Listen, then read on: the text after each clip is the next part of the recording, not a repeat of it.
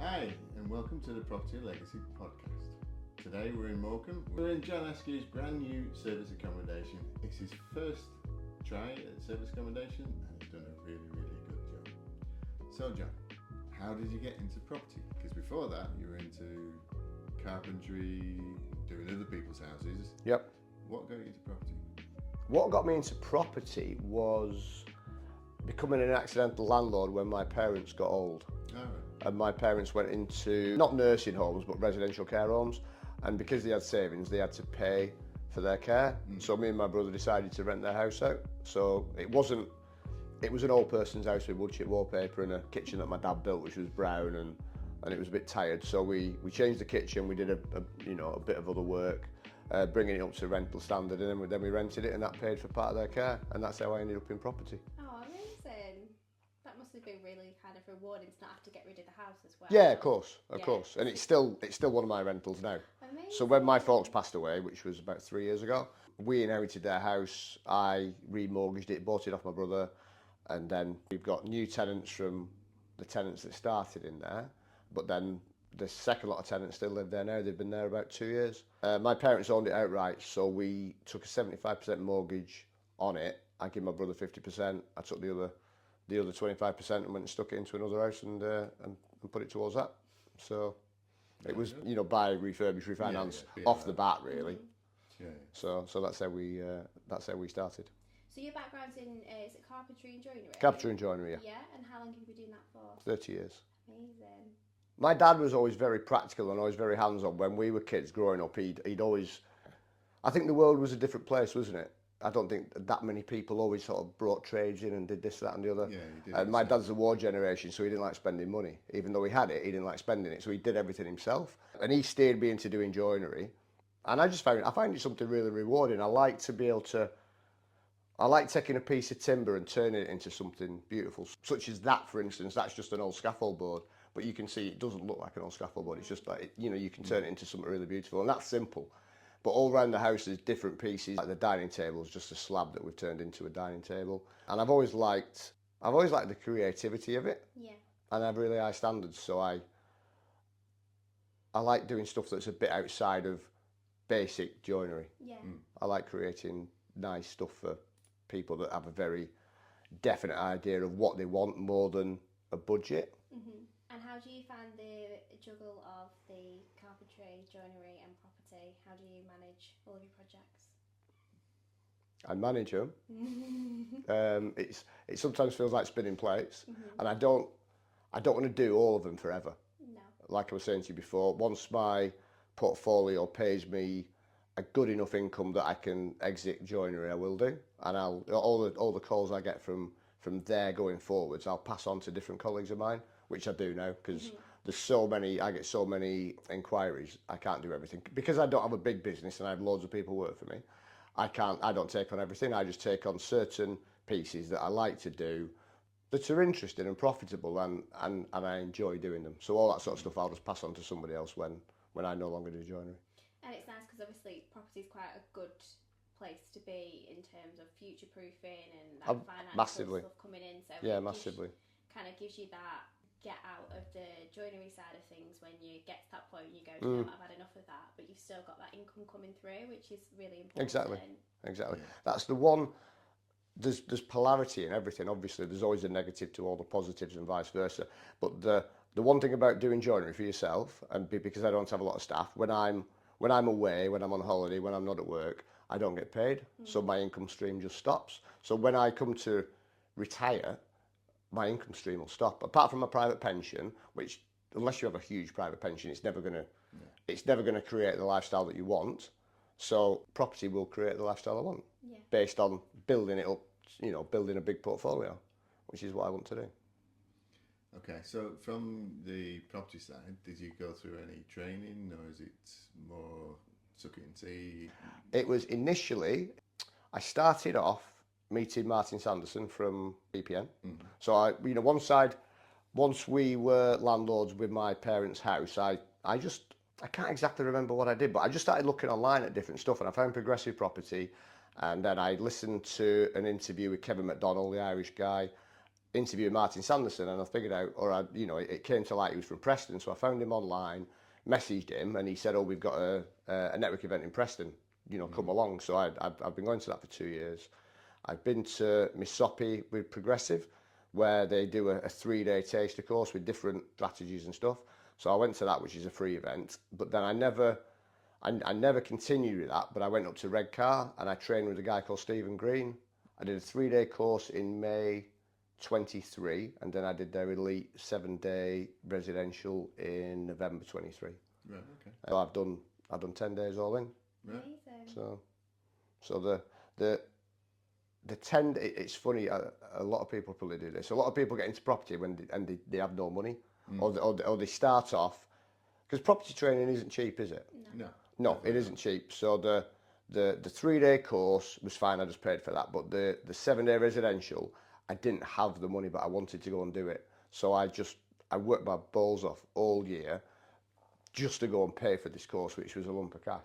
And that taught me something. It taught me that you can cope with more than you sometimes think you can.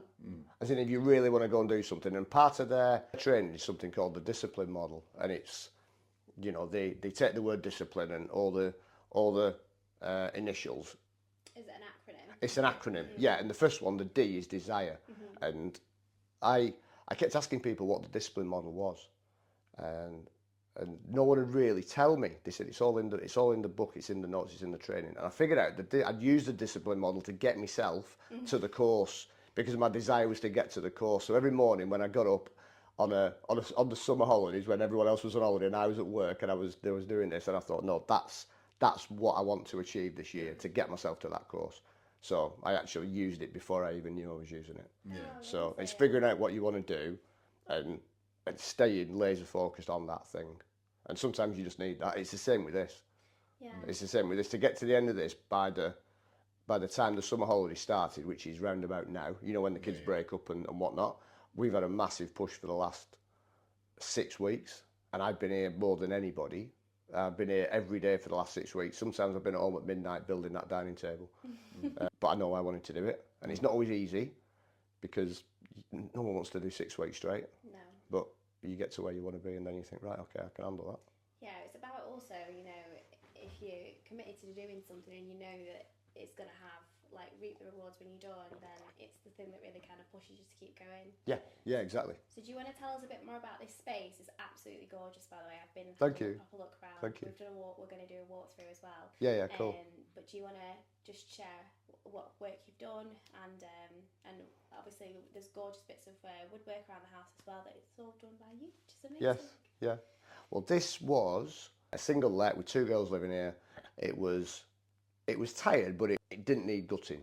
Because a lot of what you can see, a lot of it's been skimmed, but we've not really knocked anything off. It's not been gutted. You didn't go back to brick. We didn't go back to brick. We overskimmed what we needed to. All the ceilings have been boarded and skimmed. The fire doors are existing, but we've just put a lot of TLC, new ironmongery, new paint, new arcs around the casings, new skirtings everywhere. We've done a full refurb on every room, but we haven't done it back to brick, if that makes sense. Yeah. Mark Nichols was going to buy this, going back to him, and he was going to paint it, give it a massive clean, rent it out just as a straight single let. And next door sold for 150 about 18 months ago. This was 100. So he thought, I can titivate it, I can refinance it at a higher value based on next door. I can get most of my money back out, and then I can just have it as a single let. It won't set the world on fire, but it stacks as a deal. And I don't exactly know what happened, but I think the investor pulled out or something happened. And then I think he just mentioned to me that I'm no longer buying this. Are you interested? And when I came back from Steve Green's course, one of the things I'd learned about myself was that when I get to the edge of the cliff, very often I'll look over the edge and think, no, I'm quite happy where I am. I'm going to just stay where I am. And at auction, it was an auction property. So at auction, I sort of got to the edge of the cliff, ready to bid, and thought, do I go, do it? And then I thought, no, you've just learnt all this about yourself, John. When you get to the edge of the cliff, you carry on going. So I bid and I won, and the rest is, it's not history, but this is how we ended up here. Yeah. I don't think I was dead set on doing it as an SA when we first got it, but because it's 2 minutes from the promenade, it's in the middle of Morecambe, There's loads of stuff around it. It lends itself to my skill sets. Yeah. That's when we decided to do it as SA. And it's been live for a week. We had our first guest come in before it was live, based on the guy that's helping us set it up. He has too many guests, so he said, can we use your house for 4 days? And then someone else saw it on Friday online. So someone had come to Morecambe and the place they'd been to wasn't up to standard, so they just looked, found ours, got in touch with us, and 1 hour later I was here with the keys and let them in, and so on and so forth. So far it's been really good. And then we got a guest booked in next weekend as well. So it's done done exactly what we set out to do with it. Yeah. And it's, a few of my mates take the piss out of me, and they always say, "Is this the house you were just going to paint?" Because I said, "Oh yeah, it's simple. It's really easy. It's a quick paint, and then it'll rent out." And then we had the kitchen floor up, and we had the fireplace out, and there's soot everywhere, and we had 5 skips, and they're like, "Yeah, you're just going to paint it, John." So yeah, we've done more than we'd expected to, but we've got a really nice product at the end. Yeah. So one thing that I noticed before we spoke about doing the podcast is you do a lot of stuff on social media. So you started to do. I think I do. I don't do as much as some people, but I do. I am fairly regular. Yeah. So it's good to see the project as it continued. It's always funny whenever you get contractors there, they don't want to see a camera and they hate it. We have the same problem. But so how do you feel that you need to do social media to get out there and get known? So. I think so. What's your kind of end goal with your social media? With social media, just so people know what you're doing. Because there's no, I'm always talking about wanting to work with investors, and this is something I haven't done so far, and I think that's probably a limit of mine. But if I want to work with investors, no one's ever going to take you seriously if you don't have any history or they can't see what you do. Social proof, isn't it? It's so important. I think so. Yeah. You'll probably know more about this, being a social media kind of person. Social proof is really important. I like and people are nosy, so give them something to look at. Yeah. I like people that are authentic, and I try and be authentic. When I'm quite. Plus, you send contractors at camera pointed at them. You'll never get good at something if you don't do it. So pointing the camera at yourself and talking. First time I did it, I felt like a right dingbat. But now I don't. Now I just feel. Yeah, I feel really comfortable with it. The biggest thing you have to get over is how you sound on camera. Your recorded voice isn't how you think you sound. I used to think I sounded like a right northern thicko, and I should have a piece of straw sticking out my mouth. That's how I always thought I sounded. And it was only when Peter Kay came along and Paddy McGuinness and all these other people from Bolton and the North that are now nationally recognised, and they're really proud of the fact they're from Bolton, which is where I'm from. And it kind of gave me permission to be myself more. Does that make sense? Yeah. It seems, it's just saying it sounds a little bit, you might think it sounds a little bit weak saying I wasn't that confident in being myself, but now I am. Do you know what it is though? It's not usually us, it's the fear of the people that know of seeing it. It's that like awkwardness and embarrassment. Like most people, if you said, "Oh, this is going to be shown to like 1,000 strangers," they wouldn't be bothered because they don't know those people. But the majority of the time, it's like, "Oh, I don't want my mates to see, or I don't want like my ex-girlfriend from 20 years ago to randomly come across this video, or like these people from school, or like and these people they're not part of your journey. They're not part of your journey, and you have to kind of remove everyone else from the picture and go, this is what I want to do. And once you kind of remove those kinds of people and these opinions that they may or may not nothing have, to do with them, is it? Nothing to do with them. No, it's absolutely not. It comes down. It's your self-limiting belief. 100%. And until you break through that, it's always going to be there. It's funny you saying you're from Bolton. I am. Whereabouts are you from Bolton? Kersley. Oh right, okay. So it's one of those things that whenever you talk to anybody from Bolton, they never live in Bolton. They always seem to have moved away somewhere. Oh right, okay. Yeah, same here. You know what I mean? So it's. But you can spot their accent miles off. Yeah. Can't you? Yeah. I bump into people on holiday. I'm like, "Are you from Bolton?" They go, "Yeah." How do you know? I'm like, "I am. I know." Because you say buzz and stuff like this. Yeah, it is. It's self-limiting beliefs. But what you were saying about the people that are listening to it, it's nothing to do with them. No. Whether where you want to go, it's on you, isn't it? 100%. And I'm really into taking responsibility for myself. And most people are quite interested. I've not had any haters yet. No one's slated me yet. No. And I'm almost waiting for one so I can stick that chip on my shoulder and carry on going, and it's never happened yet. Do you know what? We got one of our first troll comments on TikTok, and I was talking to my friend. She's somebody who I really admire in business, and she was like, she gave me a pat on the back, and she was like, "Well done, Al." She was like, "That's the first one." Is this what you want? She's Yeah, like, that's really good. She's like, "You're bothering people in a different kind of way." She was like, "Don't worry about it." She was like, "We're waiting for this day to come." So, right. Okay. so yeah, I mean, that's one of the only things about social media. But I think, you know, not every platform is a negative one, and not every space is. And I think that's really important to remember as well. A lot of people have this belief that it's going to be negative, and people have got negative things to say. Whereas if you're posting stuff that's authentic and you're being positive, the majority of the time people want to celebrate all those things with you.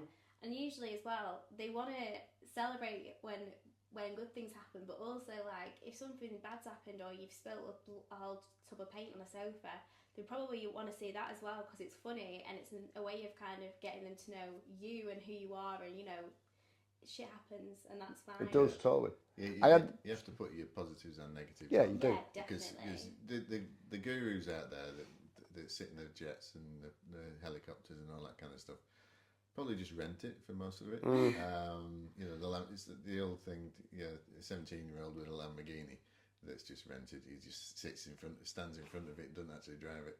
But it's just you need to get away from all that, and the more realistic you can be, the better. I'd like to be stood in front of a Lamborghini at some point, and when I do, it'll be mine. But right now, I haven't got one, so I'm not going to do it. No.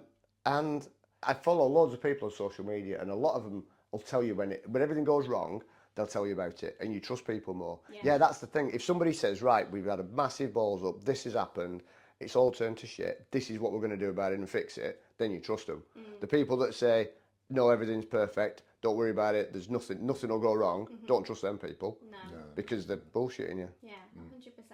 And like, it isn't just meant to be like a highlight reel of like, oh, everything's wonderful, everything's great. You can give it a little bit of like real life balance as well, which people they like to see.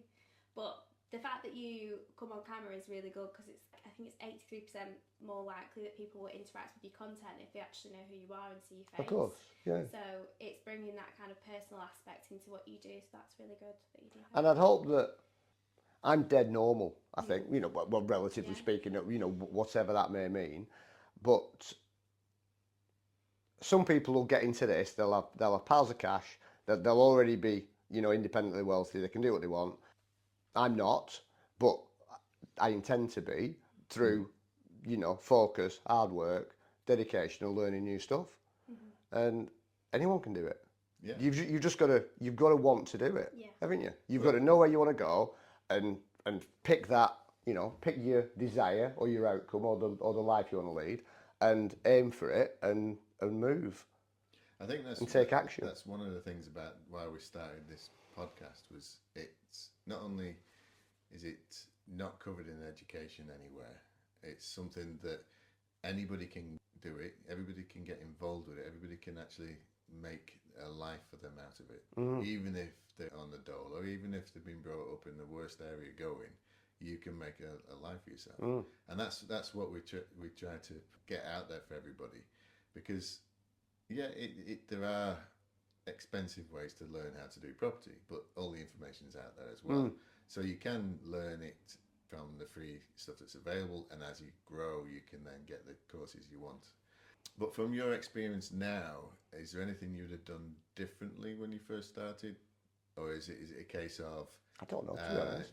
Obviously, your first property was it was kind of gifted to us. Gifted to you. So, but it's all about. Is there anything I'd do differently? Yes. Yeah. Yes. I wouldn't bid as high at auction. That's what I'd set myself a number to stop at, and I'd stick to it. Because I bought 2 houses. I kept going to a degree. I was bidding against the house. Right. Because you know how you can generate interest.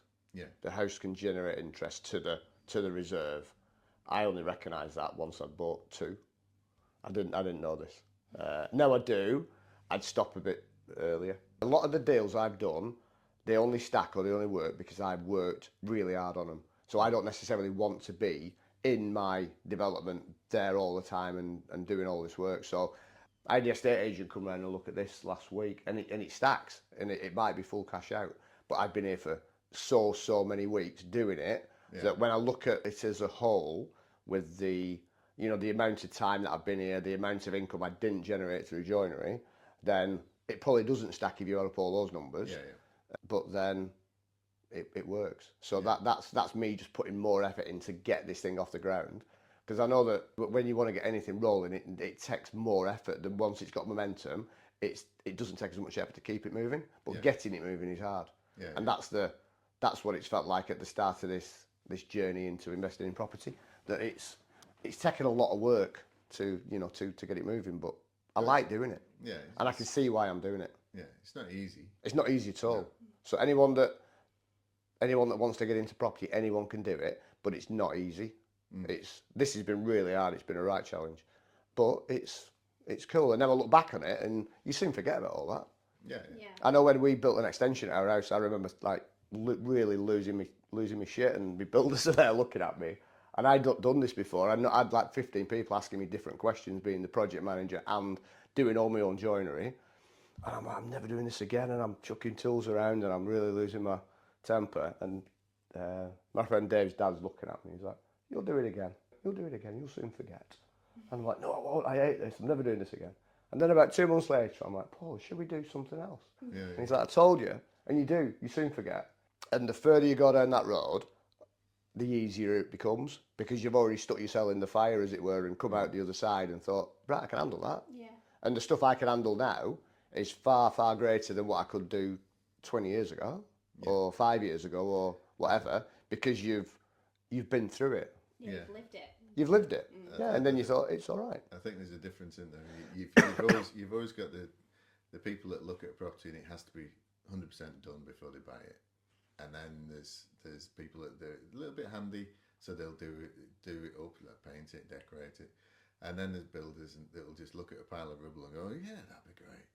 Yeah, it's all right. It's like, I bought 2 of them. These new floors, not a problem. It's got damp everywhere, not a problem. It can be fixed. Yeah, that's the last one we bought. Put the roof back on, not a problem. It's just got to be done. And you need people like that. Otherwise, one, the properties would never get sold, and two, this whole process that we're talking about, it might not be a thing, because the ideal property is one that's not completely knackered, but needs a pile of work doing to it that nobody really wants to buy, that you can then buy at a price that makes it work as a deal. Well, that's it. The good thing about this property is that you talked about the fact that everybody was. I don't know why no one bought it. Yeah, they were looking at it from a single rent, whereas you bought it and then did the service accommodation. So immediately you're earning a lot more than you would have done as a basic rent, but you've got that rental as a backup. So you've got room to be flexible. You've got room to maneuver, try it out, see how it goes. So I think that's the good thing about the way you did this deal, was the fact that you didn't just go along, all right, it's just a rent. I was a bit what's the term, blasé. I won't say I went in with this really perfect strategy of what I was going to do. I just bought it, but I got 3 exits. Worst case scenario, I just let it out as a single let. I'm going to run it as SA, and it's been completely full the first week. It's booked the second week, so I think it's going to work. It's funny, all the way through, I was never, though I'm dead confident in my own ability and what it's going to look like and the finish we've achieved, because I've never done it, I wasn't 100% sure whether it would work. Whether do people come on holiday to Morecambe, but they do. And the third exit is selling it, because we had it valued, and the agent come round and his jaw hit the floor as well, and he said it's probably worth between about 195 and 200. The condition it's in next door is just sold for a bit less than that. So in which case it stacks. So if we needed to sell it, we could sell it. You could sell it to an investor wanting SA Morecambe. Well, that's it. It's having those multiple exits just gives you the confidence just to crack on and do it. I went into it without any multiple exits. I just bought it with the So when I was saying I was blasé, I was a bit.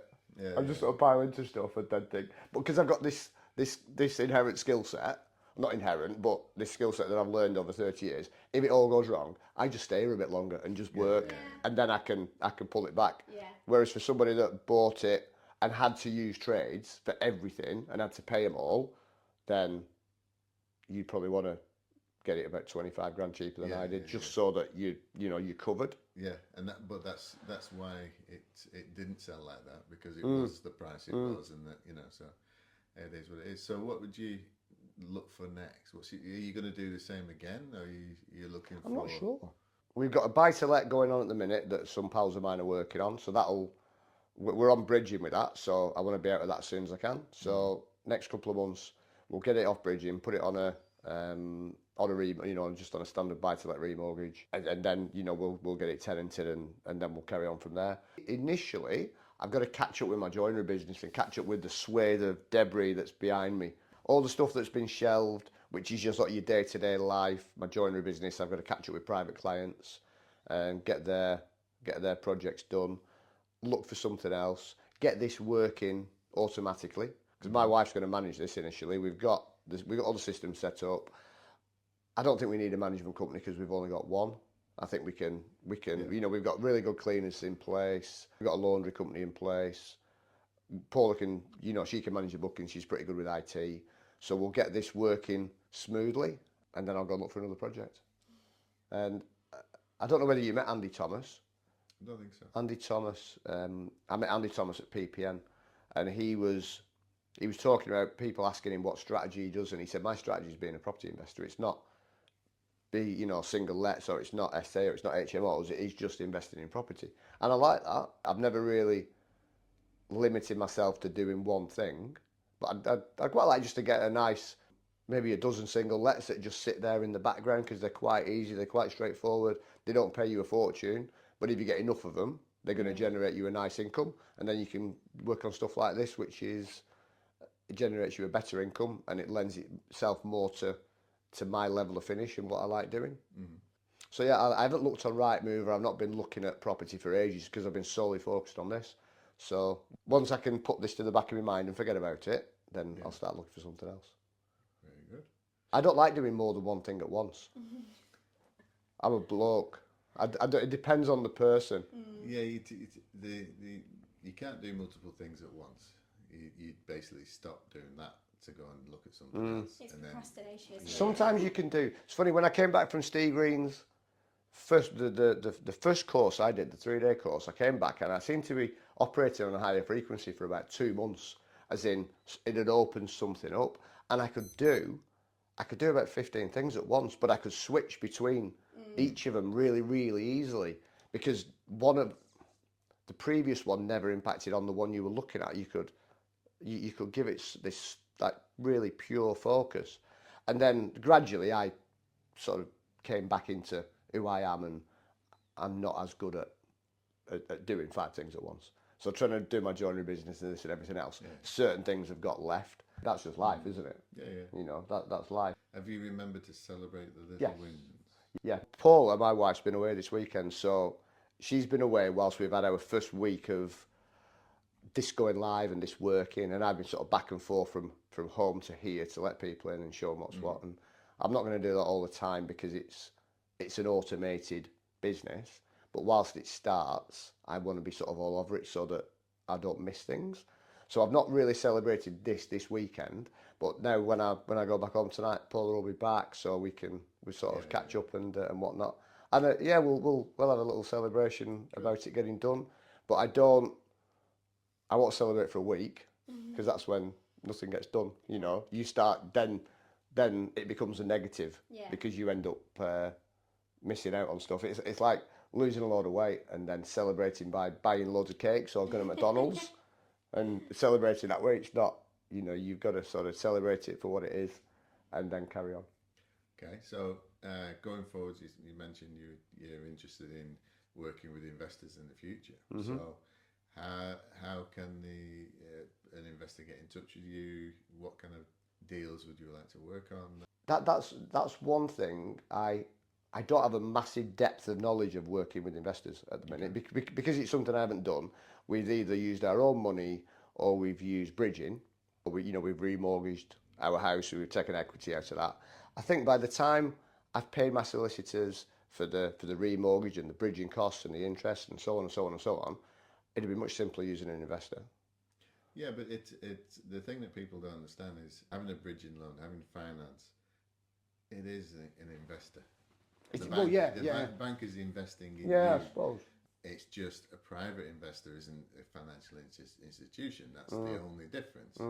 So you can have your investor that just gives you the deposit, and it can be a member of your family. It doesn't have to be a business angel that has billions of pounds. I think it's people put too much into it. It was, I've got to do this because I've got to do that. I think this is what I'm doing. It's a case of it's a relationship with people, and you work together. So your next investor could be somebody you already know, somebody that you already work with, somebody that just happens to have a little bit of a cash flow more at one point, or they've just finished a contract and gets a windfall. You know, there's anything like that could then be that investor. I have a couple of pals. One of them has a kitchen company, and he said this to me. He mentioned, I think I'd mentioned private investors, and he'd phoned me up and said, I saw what you were talking about. I'm interested in doing this. I've got money in my business account. I can, we can take some out and we can invest and we can do something. Do you fancy that? So I'm going to talk to him about that, because I've been, as I said, my sole focus has been on this and trying to do two things at once. It's a case of, yeah, that's great, we'll have the conversation, but I've got to have the conversation when I can focus on having the conversation. Yeah. Otherwise, I tend to find when I try and do loads of things at once, little bits get missed. It's you lose that little bit of detail, and that can sometimes be something really important. So I'd rather draw a line under one thing and then go look at something else. Yeah. So it'll happen when it happens. Sometimes things don't happen because I don't know. The universe just things doesn't will come at the right time. Yeah. So that's the end of today's episode. The Property Legacy podcast will bring you another episode in another couple of weeks. To support Property Legacy, you can find us on Instagram, Facebook, TikTok, LinkedIn, and we've got a brand new website. You can go on there and find out more about your hosts, how to get involved with the podcast, and any future events that we may be involved in as well. You can find us on YouTube, Spotify, and Apple Podcasts. Please like, subscribe, and give us some reviews and feedback on what you want to see on future episodes. Thank you so much for supporting us, and we'll see you on the next one. Bye. Bye.